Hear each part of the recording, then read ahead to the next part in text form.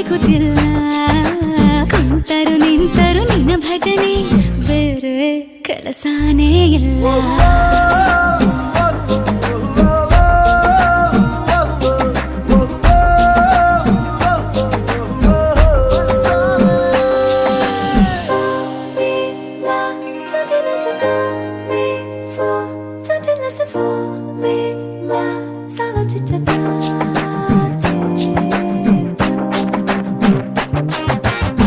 ದಿನರಾತ್ರಿಯು ನಿಲ್ಲದೆ